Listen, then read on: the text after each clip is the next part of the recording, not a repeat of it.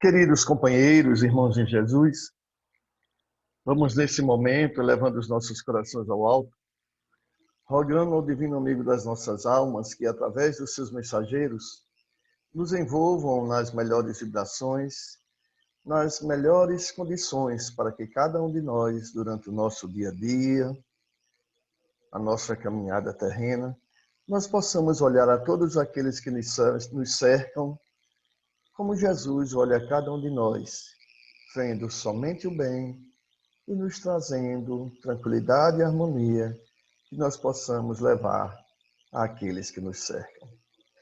E assim, mais uma vez, atendendo ao convite do Grupo Espírita de Petrolina, o GESP, nós estamos aqui para fazer os comentários, para que possamos estudar juntos o Livro dos Espíritos, em seu quarto livro, o Livro das Esperanças e Consolações, no seu capítulo 1, das Penas e Gozos Terrestres. Nós vamos falar das perguntas 920 a 925 sobre a felicidade e a infelicidade relativa. A gente vai passar aqui para ver o que Delphine de Girardin, em 1861, uma das contemporâneas de Kardec, médium, que trabalhava ainda nos programas das mesas girantes, e Kardec vai lhe dedicar uma parte lá da revista Espírita, Mesa de Girardin, né? Mesa girante. E ela, no capítulo 5 do Evangelho segundo o Espiritismo, ela diz a infelicidade real. E ela nos chama a atenção de que a infelicidade é a alegria, é o prazer, é a fama, é a agitação vã, é a louca satisfação da vaidade que fazem calar a consciência, que comprimem a ação do pensamento, que atordoam o homem sobre seu futuro. A infelicidade é o ópio do esquecimento, que reclamais ardentemente. Que o Espiritismo vos esclareça, ela continua, pois, e recoloque em sua verdadeira luz a verdade e o erro. Quem importa aquele que tem fé no futuro deixar sobre o campo de batalha da vida sua fortuna e seu manto de carne, contando que sua alma entre radiosa no reino celeste? A nossa irmã, aqui ela nos chama a atenção, no capítulo 5 do Evangelho segundo o Espiritismo, é o Cristo Consolador, nós o sabemos. E vem falar de alguns dos sofrimentos que nós passamos aqui na Terra.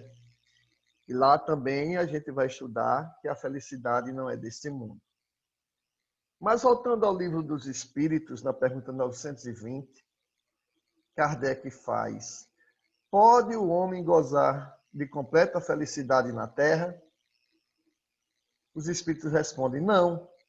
Por isso que a vida lhe foi dada como prova e expiação. Dele, porém, depende a suavização de seus males e ser tão feliz quanto possível na Terra. Os Espíritos vêm nos dizer que a gente não pode ter uma felicidade completa na Terra, mas a gente, suavizando os males de cada um de nós, a gente suavizando as nossas existências, nós podemos ter uma felicidade um tanto quanto relativa, na medida das nossas condições, na medida das nossas necessidades e em prol do crescimento espiritual de cada um de nós. E os Espíritos vão nos chamar a atenção no Evangelho segundo o Espiritismo, no capítulo 5, Cristo Consolador, que se é difícil encontrar um homem ajuizado, se um homem ajuizado é raridade nesse mundo, o homem absolutamente feliz jamais foi encontrado. E nos chamam a atenção que o que consiste a felicidade na Terra é uma coisa tão efêmera para aquele que não tem guia e ponderação, que às vezes nós passamos um ano, um mês, alguns dias, uma semana, em uma completa satisfação. Mas todo o resto na existência nós somos premidos por amargura e decepções. E ele nos chama a atenção em notais, meus caros filhos, que falam dos venturosos da terra, daqueles que são invejados por uma grande multidão de homens.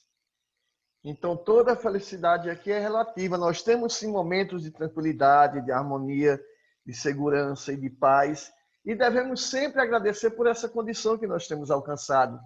Mas essas bonanças são preparações para os desafios que nós temos que enfrentar. E cabe a cada um de nós, os Espíritos nos chamam a atenção, de passar por essas nossas dificuldades resignados, com paciência, para que não possamos perder o fruto das nossas provas. E Kardec continua.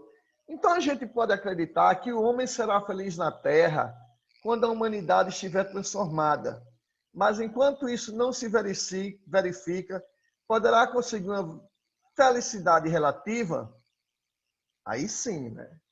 Se a gente não vai ter uma felicidade absoluta na Terra, e essa felicidade só vai acontecer quando a humanidade estiver completamente transformada, nós vamos ver que a Terra vai passar de um planeta de expiação e de provas um planeta de regeneração. Aí nós seremos melhores, seremos mais felizes. Mas enquanto isso não se verifica, será que a gente pode ter uma felicidade relativa? Os Espíritos respondem: o homem é quase sempre o obreiro de sua própria infelicidade. Praticando a lei de Deus, há muito males se forrará e proporcionará a si mesmo felicidade tão grande quanto comporte a sua existência grosseira. Nós somos os obreiros do nosso crescimento. Nós próprios construímos a nossa evolução. A nossa caminhada evolutiva é responsabilidade de cada um de nós. Então, quanto mais nós nos colocarmos à disposição e aceitando as nossas necessidades evolutivas, aquelas que nos farão desenvolver, nós estaremos plantando um caminho de felicidade, de harmonia e de paz. Porque não teremos dúvida daquelas coisas que nós fazemos se nós fazemos o bem. E se nós não vamos perturbar nenhuma daquelas pessoas que nos cercam, assim também ninguém virá perturbar a cada um de nós. E assim nós vamos ter uma tranquilidade que nos proporcionará uma felicidade relativa diante do estágio evolutivo em que nós nos encontramos, nesse planeta de expiação e de provas. Kardec, no entanto, ainda vai nos chamar a atenção que aquele homem, o homem que se acha bem compenetrado do seu destino futuro, vê a vida corporal como se fosse uma estação, como se fosse uma passagem. Então ele não espera nada de muito bom dessa vida corporal. Ele vai viver ela da melhor maneira, porque sabe, o que importa é você desenvolver as forças de sua alma, as potencialidades do seu espírito, as potencialidades do nosso espírito. Então, tudo que é material é passageiro. E nos conclama, então, que a gente pare de olhar para as nossas necessidades materiais e olhe para o futuro. Os hindus, né, os budistas vão nos dizer que a gente pare de desejar. Porque a dor de cada um de nós, a infelicidade, vem daquilo que nós desejamos e não conseguimos ter. Então, vamos deixar o desejo de lado. Vamos buscar a satisfação das necessidades dos nossos espíritos.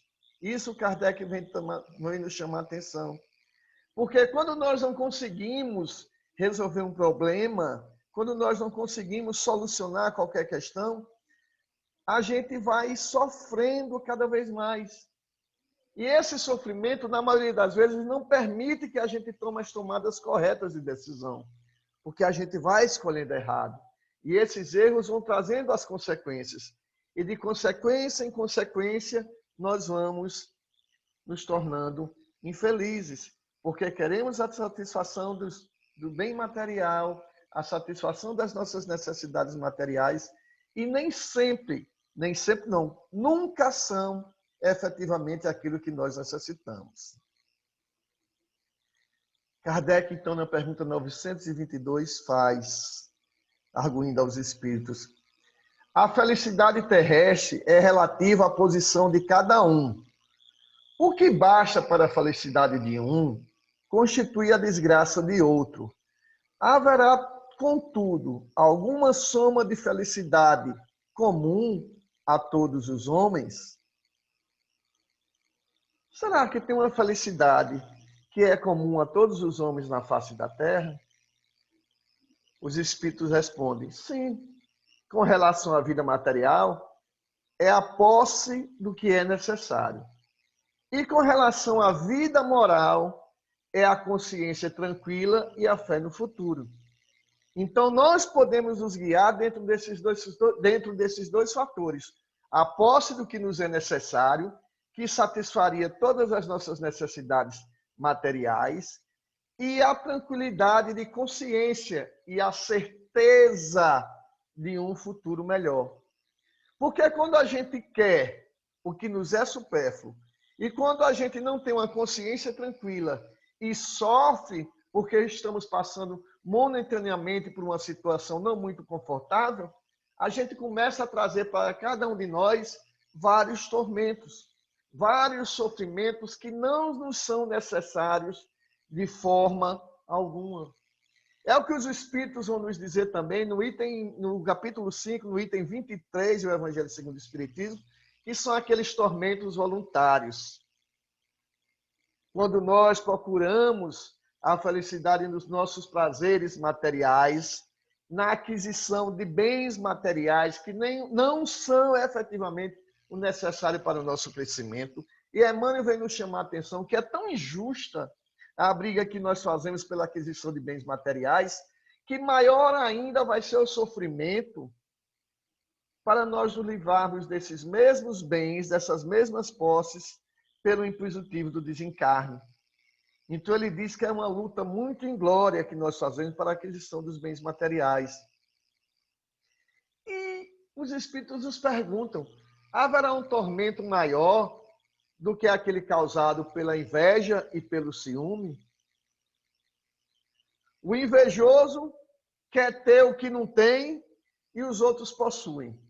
E por isso ele não dorme. E a cobiça envenena a alma da pessoa de tal forma que ela vai desejando, querendo. Depois começa a falar mal da vida da pessoa, de que forma a pessoa conseguiu aquela coisa. Olha, se conseguiu dessa forma aí, só pode estar roubando. Porque eu trabalho, não consigo comprar uma televisão dessa. Ele já comprou, só pode estar roubando. Veja quanto tormento nós trazemos pela inveja, pelo ciúme das pessoas que têm alguma coisa e nós não conseguimos ter. Então, os Espíritos chamam a atenção que a cobiça envenena a alma. E continua de que tormentos, ao contrário, se poupa aquele que sabe contentar-se com o que tem, que nota sem inveja o que não possui, que não procura parecer mais do que é. Esse é sempre rico, porquanto se olha para baixo de si e não para cima, vê sempre criaturas que têm menos do que ele. E calmo, porque não cria para si necessidades quiméricas. E não será uma felicidade a calma em meio das tempestades da vida? Fenelon, Leão, 1860. Veja. Então, se nós temos uma consciência tranquila, nós estamos calmos. E não será a felicidade, a calma em meio às tempestades da vida? Nós, na maioria das vezes, temos buscado o que efetivamente não nos falta, né? Nós somos homens. Os animais, nossos irmãos na escala evolutiva, eles se contentam com o que lhes é necessário. Nós não. A gente não come só quando tem fome. A gente não bebe só quando tem sede. A gente não quer o carro que sirva às nossas necessidades. Lógico que nós devemos lutar pelo conforto material de nós e de cada um dos nossos membros da nossa família. Mas não devemos lutar a ponto dessa necessidade, dessa pretensa necessidade da obtenção desses bens materiais, tirar a tranquilidade de cada um de nós. Então, o que nos é necessário, nos basta. O que nos é supérfluo, às vezes, vai trazer muitas complicações. Kardec, pensando dessa forma, faz a pergunta 923. O que para um é supérfluo, não representará para outro o necessário, e reciprocamente, de acordo com as posições respectivas, Os espíritos, então, respondem de uma forma muito longa, uma das respostas mais longas do livro dos Espíritos. Eles vêm nos dizer, sim, conformemente às vossas ideias materiais, aos vossos preconceitos, à vossa ambição e às vossas ridículas extravagâncias, a que o futuro fará justiça, quando compreenderdes a verdade. Não há dúvida de que aquele que tinha 50 mil libras de renda, vendo-se reduzido a só ter 10 mil, se considera muito desgraçado, por não mais poder fazer a mesma figura, conservar o que chama a sua posição, ter cavalos, lacaios, satisfazer a todas as paixões, etc. Acredita que lhe falta o necessário. Mas, francamente, achas que seja digno de lástima quanto ao seu lado muitos há, morrendo de fome e frio, sem um abrigo onde repousem a cabeça?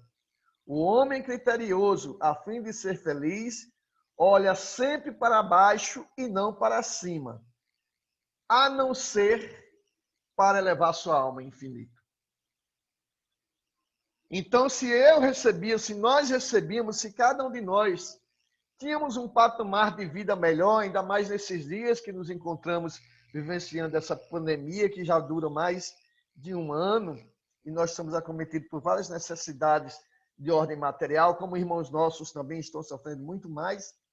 Se nós diminuímos o nosso poder aquisitivo, os Espíritos nos recomendam que a gente olhe para baixo. Quantas pessoas sofrem mais do que cada um de nós, pois não tem uma casa, não tem onde dormir, não tem uma roupa para vestir, não tem comida. E nós, na maioria das vezes, que tínhamos aquela renda de 50 mil francos e agora temos uma de 10, temos que nos adequar, porque efetivamente continuamos recebendo alguma coisa. Basta apertar o cinto e continuar a caminhar, trabalhando com confiança, com esperança, com determinação, que as coisas se resolverão sim. Então, o supérfluo de alguns é a necessidade de outros. Daí o óbolo da viúva, a importância do óbolo da viúva. Na maioria das vezes nós dizemos assim, olha, eu tenho um bocado de roupa lá em casa, eu vou dar para a caridade. Não, a gente está arrumando guarda-roupa. Porque tem roupa que talvez a gente nunca mais vai usar.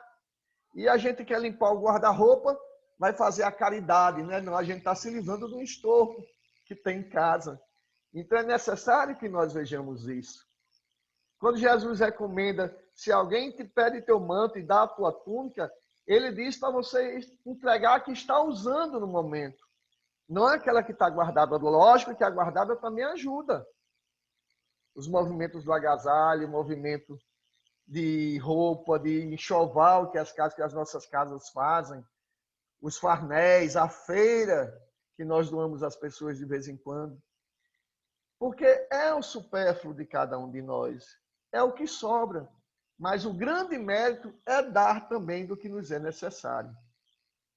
Como os Espíritos recomendam, vai à pergunta 715, nós voltamos agora à pergunta 715, que fala justamente sobre o necessário e o supérfluo. Como pode o homem conhecer o limite do necessário? Como é que nós podemos saber o limite do necessário? Ora, a natureza traça o limite do necessário. É a fome. A gente está com fome, come e matou a fome. Pronto. A gente está com sede, bebe e matou a sede. Pronto. A natureza traça esses limites. Os Espíritos vão nos dizer, aquele que é ponderado conhece por intuição. Muitos só chegam a conhecê-lo por experiência e a sua própria custa. Como é que é isso aqui? É aquela velha história, né? Tudo demais é veneno, né? Quanto açúcar você pode comer? Quanto sal você pode comer? Quanta bebida você pode beber? Bebida alcoólica, no caso. O limite do necessário o nosso corpo vai traçar. Quando nós ficarmos doentes de um uso reiterado de determinada substância, a gente vai saber que o limite foi ultrapassado, né? Ainda continua. mediante a organização que nos deu, não traçou a natureza ou limite das nossas necessidades? Pergunta 716. Os espíritos respondem, sem dúvida, mas o homem é insaciável. Por meio da organização que lhe deu, a natureza lhe traçou o limite das necessidades. Porém, os vícios lhe alteraram a constituição e lhe criaram necessidades que não são reais. Então, a gente sabe o limite do necessário, a gente sabe o que é o supérfluo. Mas pelo uso reiterado, pelas nossas disposições que nós fazemos de usar determinadas substâncias, determinados alimentos, nós vamos querendo enganar a natureza e criamos necessidades que não são efetivamente reais. Então, a gente sabe que a gente precisa ter uma alimentação balanceada, mas a gente come só determinado tipo de alimento. A gente quer enganar a natureza, mas o tempo nos mostrará que nós não conseguiremos, que o nosso corpo vai entrar em algum processo e a gente vai ter que voltar para substituir esses alimentos que nos são efetivamente necessários em detrimento desses que nós comemos porque nós gostamos, né? E comemos muito, na maioria das vezes. Na pergunta 924, Kardec fala: há males que independem da maneira de proceder do homem e que atinge mesmo os mais justos. Nenhum meio terá ele de os evitar? Ora, nos acontecem coisas na nossa presente existência, nas nossas vidas, que são independentes da nossa maneira de proceder.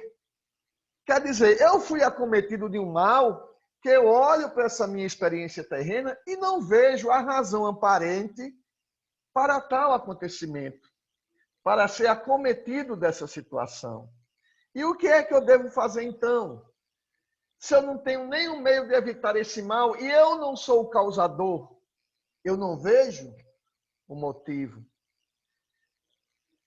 Os espíritos respondem: deve resignar-se e sofrer sem murmurar, se quer progredir. Sempre, porém, lhe é dado aurir consolação na própria consciência, que lhe proporciona a esperança de melhor futuro, se fizer o que é preciso para obtê-lo. E aqui a gente vai lembrar do conselho de Jesus, né? Bem-aventurados os aflitos.